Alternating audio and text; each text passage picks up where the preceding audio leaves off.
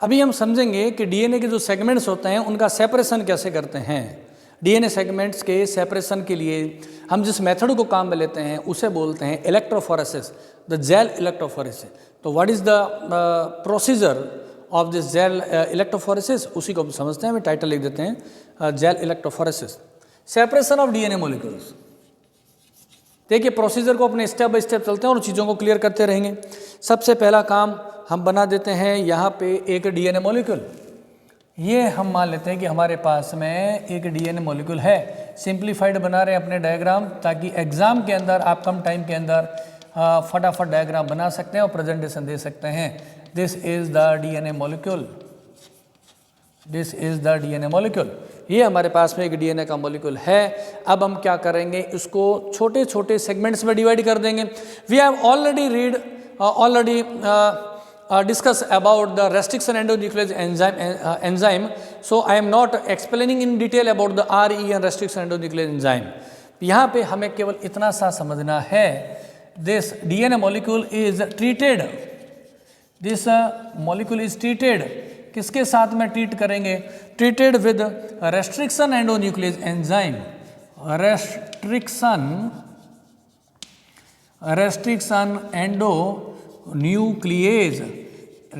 endonuclease enzyme, and this is the enzyme which is able to cut a DNA molecule from a specific site.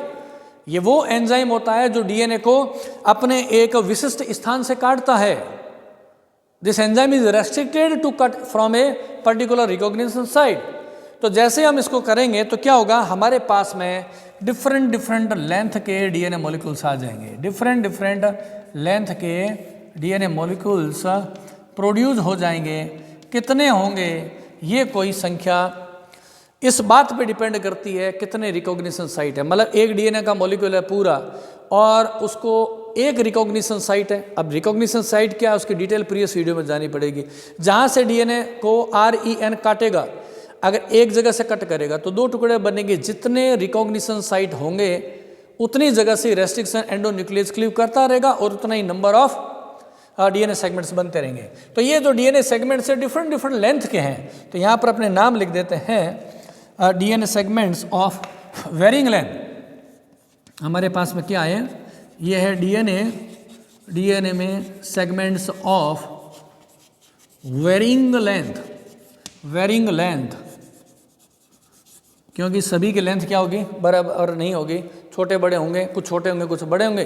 तो DNA segments आ गए, छोटे छोटे हो गए। अब हमें इसको क्या करना है, सेपरेट करना है। उसको सेपरेट करने के लिए हम क्या करेंगे, इसके लिए करेंगे हम जेल इलेक्ट्रोफोरेसिस है। एगरोज की जेल काम में लेंगे। पहले मैं नाम लिख देता हूँ एक बार, फिर आप प्रोसीजर को समझेंगे। तो हम कहेंगे कि इसके लिए हम क्या करेंगे, सेपरेशन। टाइटल लिख देते हैं यहाँ पे, हम इनका क्या करेंगे, सेपरेशन करेंगे। कौन से मेथड से करेंगे, तो यहाँ पर हम लिख देते हैं एगरोज जेल और इलेक्ट्रोफोरेसिस करने वाले हैं हम यहाँ पे। एगरोज जेल इलेक्ट्रोफोरेसिस करेंगे, ये है इस मेथड का नाम। And what is the agarose jail? Agarose is a powder obtained from, actual में एगरोज क्या है, ये एक सीवीड का पाउडर है। सीवीड का पाउडर है, उससे हम बना लेते हैं, ये जेल बना लेते हैं। तो कहते हैं एगरोज क्या है, तो हम कहेंगे it is a product of seed weeds का ये एक पाउडर बना हुआ है। और इसकी जेल कैसे हैं, तो यहाँ पर अपने एक मैं जेल का डायग्राम बना देता हूँ। ये इस तरीके से एक जेल है। जेल को हमने केक की तरह, इस तरीके से प्लेट की तरह आपने बना लिया है। और ये जो जेल है इसमें छोटे छोटे छेद होते हैं जिसको बोलते हैं माइक्रोवेल्स। वो माइक्रोवेल जितने सैंपल अप्लाई करना है उतने हम माइक्रोवेल बना देंगे। तो यहाँ पर मैं नाम लिख देता हूँ एक बार के लिए, ये क्या है, माइक्रोवेल्स है जो हमने बनाए हैं, ठीक है। और ये हो गई जेल है, एगरोज की जेल है। कौन सी जेल काम में लेंगे ये डिपेंड करेगा कौन सा सैंपल है। यानी कि आपको अगर प्रोटीन का सैंपल है उसकी इलेक्ट्रोफोरेसिस करनी है तो ट्रिस काम में ले सकते हैं, स्टार्च जेल काम में ले सकते हैं। और अगर डीएनए का आपको सेपरेशन करना है तो एगरोज जेल को काम में ले सकते हैं। PAGE पॉलीएक्रिलामाइड जेल को काम में ले सकते हैं। तो वो मैं आगे मेंशन कर दूंगा। ये डिपेंड करता है कि कौन सा सैंपल आप सेपरेट कर रहे हैं, उसी के अकॉर्डिंग जेल को लेते हैं, है ना। कौन से DNA या कौन से बायोमोलिक्यूल का सेपरेशन कर रहे हैं, उसी के अकॉर्डिंग जेल का सिलेक्शन होता है। तो यहाँ पर DNA के लिए हम क्या ले रहे हैं, एग्रो जेल को काम में ले। जेल को ऐसा प्लेट के रूप में हमने जेल की प्लेट की तरह बना दिया। फोटो में भी यहाँ पर मेंशन कर दूंगा जेल कैसे ओरिजिनली दिखती है। तो यहाँ पर इसके अंदर माइक्रोवेल्स है और फिर हम क्या करेंगे, इसमें इस माइक्रोवेल में सैंपल डाल देंगे। सैंपल को डाल देंगे, जिसको हम कहते हैं charging of the sample. DNA का जो सैंपल है उसको यहाँ पर क्या कर देंगे, माइक्रोवेल में चार्ज कर देंगे। चार्ज करने के बाद में क्या करेंगे, करंट की सप्लाई देंगे, करंट लगा देंगे इस जेल में। यहाँ तो मैं आपको सिंप्लीफाइड मेथड बता रहा हूँ। यहाँ पे हम क्या करेंगे, करंट लगाएंगे, एक तरफ प्लस एक तरफ माइनस। इस इंस्ट्रूमेंट में, इलेक्ट्रोफोरेसिस के इंस्ट्रूमेंट में जब हम करंट को जनरेट करेंगे, तो यहाँ पर आप देखो टेक्निकली क्या समझना है। मैंने सैंपल को वहाँ अप्लाई किया है जहाँ पर क्या है, कैथोड है। सैंपल मैंने वहाँ पर अप्लाई किया है जहाँ पर क्या है, कैथोड है। नेगेटिवली चार्ज इलेक्ट्रोड है, क्योंकि DNA खुद क्या होते हैं, DNA के सेगमेंट होते हैं नेगेटिवली चार्ज, और रन कहाँ करेंगे, वो पॉजिटिव की तरफ, इसलिए हमने इसको चार्ज किया नेगेटिव की तरफ। ये छोटी छोटी बातें फोकस करना है। फिर क्या होगा, जैसे ये रन होगा तो ये जो DNA के जो सेगमेंट हैं इस तरीके से सेपरेट हो जाएंगे, ऐसे फैल जाएंगे, जेल के ऊपर है फैल जाएंगे। मैं यहाँ पर एक बार और दोबारा अगेन इसी को बना लेता हूँ। इस जेल को हमने कहा, ये जो जेल है ये इलेक्ट्रोफोरेसिस के लिए हमने होने के बाद में इस जेल को हमने यहाँ पर ये निकाल दिया है। यहाँ पर मैंने बताया क्या थी, डिफरेंट टाइप के सैंपल के लिए अलग अलग माइक्रोवेल है। अगर मान लेते एक ही सैंपल है तो कोई बात नहीं। फिर हमने कहा कि DNA के सेगमेंट से अलग हो गए, स्प्रेड हो गए, from the cathode to the anode की तरफ मूव किया इन्होंने, कैथोड से एनोड की तरफ इन्होंने मूव किया। या फिर एक ऑब्जेक्टिव क्वेश्चन बनेगा कि ये जो DNA के सैंपल है जो कैथोड से एनोड की ओर मूव कर रहे हैं, हमने कहा लेफ्ट से राइट पहुंच गए, कैसे पता चला, DNA के सेगमेंट्स तो हमें नहीं दिखाई देते हैं। तो हम क्या करेंगे, इस सैंपल को डालने से पहले यहाँ पे इस जेल में जब सैंपल की हम चार्जिंग करेंगे तो DNA के सैंपल के साथ में मिला देते हैं हम ब्रोमोफिनॉल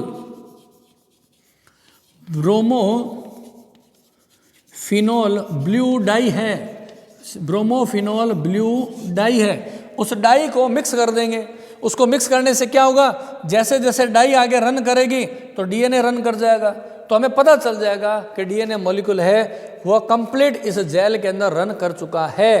तो ब्रोमोफिनॉल ब्लू का काम होता है। तो पूछ ले इसका काम क्या है, तो हम कहेंगे टू मॉनिटर DNA फ्रेगमेंट्स। यहाँ पर हमने एंट्री कर देते हैं, लिख देते हैं यहाँ पे क्या काम है इसका। इसका काम है टू मॉनिटर, मैं ये लिख देता हूँ रन ऑफ DNA का मॉलिक्यूल है वो कितना रन कर गया है, कहाँ से लेके कहाँ तक रन कर गया है, उसका पता है। हमें कैसे पता चलेगा, पता चलेगा DNA के साथ जब ब्रोमोफिनॉल ब्लू डाई को हम मिला देंगे तो यहाँ पर रन आ गया। अब ये रन हो रहा है तो ये बताने की मुझे आवश्यकता नहीं है आगे कौन से सेगमेंट रहेंगे कौन से पीछे।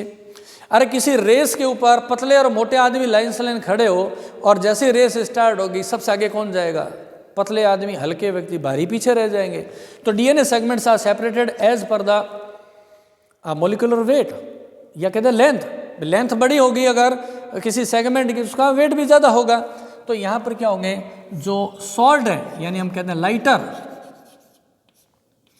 लाइटर जो DNA के सेगमेंट है वो तो आ जाएंगे आगे लाइटर, और जो हैवी होंगे वो रह जाएंगे पीछे। ये हो गए हैवी DNA सेगमेंट्स हैं वो कहाँ रह गए पीछे, जिनका साइज बीच में होगा यहाँ होगा। यानी कहने की बात है ऊपर से नीचे की तरफ जब जेल रन करती है, लाइटर जो है DNA सेगमेंट से वो आगे चले जाएंगे, उससे भारी और उससे भारी एकदम भारी यहीं कहीं रह जाएंगे। इस तरीके से क्या हुआ, जेल के अंदर DNA के segments are separated as per the length और द वेट, वो अपनी लंबाई और वेट के अनुसार है वो सेपरेट हो जाते हैं। अब इस जेल को जब हमने बाहर निकाल लिया, अब हमें इसको डिटेक्ट करने के लिए इसमें हम एक डाई मिलाते हैं इथिडियम ब्रोमाइड। क्वेश्चन पूछ लेते हैं, इसको हम क्या करेंगे, कौन सी डाई कहाँ मिलेंगे, इथिडियम ब्रोमाइड, ये है स्टेन है, ये इंपॉर्टेंट बात ध्यान रखना है। ये क्या है, what is the ethidium bromide, तो हम कहेंगे it is the stain of DNA, ये DNA का स्टेन है। इससे डीएनए की क्या हो जाएगी, स्टेनिंग हो जाएगी, उससे डीएनए विजिबिलिटी आ जाएगी। इथिडियम से करने के बाद में हम क्या करेंगे, इसको आप एक्सपोजर कर दें अल्ट्रावायलेट रेडिएशन के साथ में, इसका क्या कर देंगे हम, एक्सपोजर कर देंगे, किसके साथ में, अल्ट्रावायलेट रेडिएशन। एक्सपोजर किसके साथ में करोगे, यूवी रेडिएशन, यूवी रेज, तो हमें ये इनकी विजिबिलिटी है वो स्पष्टतः दिखाई देने लग जाएगी। इस तरीके से इसका एक्सपोजर हम कर देंगे इथिडियम ब्रोमाइड के साथ में। इथिडियम ब्रोमाइड है, उसको हम क्या बोलते हैं, कहते हैं कि क्या है, किस नेचर, केमिकली क्या नेचर, हम कहेंगे इंटरकैलेटिंग डाई है ये, है ना, ये क्या है केमिकली, तो हम कहेंगे ये क्या है, इंटरकैलेटिंग डाई है, इंटरकैलेटिंग डाई है, ये होती है। अब हमें क्या करना है कि अब एक एक सेगमेंट को अलग करना है, तो क्या करो, जेल को काट दो, ऐसे ऐसे टुकड़े काट दो, जेल है इसके क्या बना दें हम, छोटे छोटे केक्स बना दें चॉकलेट की जैसे, ऐसे इसकी कटिंग कर दें हम। ये जेल के हमने क्या कर दी है, कटिंग कर दी है इस तरीके से। ये हो गए डीएनए के सेगमेंट्स हैं। जितने भी सेगमेंट हैं वो सभी, चूंकि हम आप कैसे देख पाते हैं, डाई की हेल्प से देख पाएंगे, तो उसको यहाँ पर से कट करके इन टुकड़ों को हम कर देंगे, अलग अलग कर देंगे। Cut down the gel for each segment, यहाँ पर मैं लिख देता हूँ, cut down gel for each segment, मतलब एक पर्टिकुलर जो पार्ट है उसके लिए इसको क्या कर दिया, कट डाउन कर दिया है, और इसके अंदर क्या है, डीएनए के सेगमेंट है, डीएनए के सेगमेंट्स ऑफ वेरिंग लेंथ होते हैं। फिर हम क्या करेंगे, इसमें से ये जो सेगमेंट्स है ना, इनमें से हम क्या करेंगे, डीएनए को बाहर निकाल लेंगे, इसमें से डीएनए को हम क्या करेंगे, बाहर निकाल देंगे। और ये जो मेथड होता है इसको कहते हैं एल्यूशन, इस मेथड को कहते हैं एल्यूशन बोलते हैं। तो इस तरीके से कहने की बात है, आप डीएनए के सेगमेंट्स को उसकी लेंथ के अकॉर्डिंग सेपरेट कर सकते हैं। सेपरेट किस आधार पे करते हैं, what is the basis of the separation, then we can say the size of the DNA molecule. यहाँ पर सेपरेशन का आधार क्या है, बेस क्या है, बेस ऑफ द सेपरेशन, है ना, यहाँ पर पूछ ले, बेस ऑफ सेपरेशन, यहाँ पर मैं लिख देता हूँ बेस ऑफ सेपरेशन, यहाँ पर मैं एक अंडरलाइन कर देता हूँ, कई बार छोटे क्वेश्चन के अंदर आ जाए, तो आपको केवल ध्यान रखना है ये कौन सी है, एगरोज जेल है। जब एगरोज जेल को काम में लेते हैं तो सेपरेशन का बेस क्या होता है, only the size of DNA segment, DNA segment का साइज ही केवल सेपरेशन का आधार होता है। लेकिन जब कभी आप, एक और जेल होती है उसका नाम होता है PAG, ठीक है ना, PAG का मतलब क्या हुआ, P for poly, A for acrylamide and G for हो गया जेल।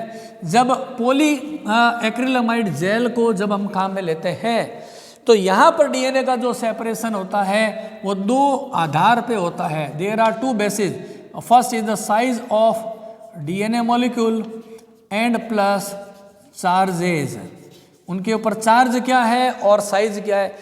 पॉली एक्रिलेमाइड जेल को काम में लेते हैं तो भी डीएनए के सेगमेंट का सेपरेशन होता है। यहाँ पर दो आधार पे, on the basis of these two factors, that size and the charge of the DNA molecule is responsible for the separation while we are using the polyacrylamide gel. And if we are using the PAG polyacrylamide gel, in that condition electrophoresis is called as polyacrylamide gel electrophoresis. अब इसको बोलेंगे polyacrylamide gel electrophoresis. And another method which is called as SDS phase, नाम ध्यान रखना है आपको, एक और मेथड है उसका नाम होता है SDS पेज बोलते हैं, SDS, ठीक है ना। अब SDS पेज तो पेज ही है, पॉलीएक्रिलेमाइड जेल इलेक्ट्रोफोरेसिस है। यहाँ पर SDM है सोडियम डोडेसाइल सल्फेट, यहाँ पर पूरा नाम लिख देता हूँ, सोडियम डोडेसाइल सल्फेट, सोडियम डोडेसाइल सल्फेट। यहाँ पर SDS का मतलब क्या है, सोडियम डोडेसाइल सल्फेट, और पेज का मतलब क्या हुआ, पॉली एक्रिलेमाइड जेल इलेक्ट्रोफोरेसिस। ये जब हम काम में लेते हैं तो हम कहते हैं इससे प्रोटीन का सेपरेशन कर सकते हो, इससे इस मेथड से आप क्या कर सकते हो, प्रोटीन का सेपरेशन कर सकते हैं, प्रोटीन का सेपरेशन इससे कर सकते हैं। एसडीएस पेज मेथड से उसका काम में लिया जा सकता है। और एसडीएस का काम क्या है इसके अंदर, ये एक यूनिफॉर्म करंट जनरेट करता है जेल के अंदर। एसडीएस है, ये जो एसडीएस है इसका काम क्या है, एसडीएस का काम है to generate uniform electric current, uniform electric current into the gel. ये जेल में यूनिफॉर्म करंट को जनरेट करने का काम करता है। तो इस तरीके से ये मेथड्स है जिससे आप डीएनए का सेपरेशन कर सकते हैं। जब कभी एग्जाम में अगर बड़ा क्वेश्चन आ जाए डिस्क्रिप्शन में, the separation of DNA molecules by the gel electrophoresis, और जेल इलेक्ट्रोफोरेसिस का मतलब क्या है, what is the mean of gel electrophoresis, जैसा जैसा लिखा है सीक्वेंस में आप काम करते रहेंगे, everything will be clear. The first of all the DNA is isolated from a particular source. इसकी अलग से वीडियो पहले से ही है। ये डीएनए बाहर कहाँ से आया है, आइसोलेशन कैसा हुआ, इसकी वीडियो पहले से है, एक और है, आप प्रीवियस वीडियो देखेंगे समझ में आ जाएगा। तो ये इसकी हम बात नहीं कर रहे हैं। DNA is isolated then treated with the restriction endonuclease enzyme. Okay, the DNA molecule is isolated from a particular source, then treated with the restriction endonuclease enzyme. As we all know, that restriction endonuclease enzyme is the enzyme which is capable of cutting a DNA molecule from a particular recognition site, which create the DNA segments of varying length. तो DNA जो segments आएंगे different length आएंगे, and then these DNA segments are separated on the basis of their length with the help of agarose gel electrophoresis. And whenever it is asked what is the mean of the agarose, then we say the agarose is a powder of seaweeds का powder है, उसकी jail को हमने बनाया है। After that, what is the procedure? The sample, the DNA sample is charged in the microwell. In the DNA sample is charged in the microwell of the electrophoresis, किधर, towards the cathode, because we all know that the DNA segments are the negatively charged, and during the electrophoresis these negatively charged DNA segments run toward the positive end, toward the anodes. That's why we charge the DNA segments near the cathode. It is an important question, may be asked in the examination. After the separation क्या किया हमने, इस DNA के jail को cut down किया in the form of A chocolate light manner के अंदर, यहाँ पर हो गया सेपरेशन हो गया, और then elution, by the process of elution DNA is isolated. And there are some of the objective questions arises, what is the use of the ethidium bromide? It is the intercalating dye which is used to stain the DNA molecule. And how can we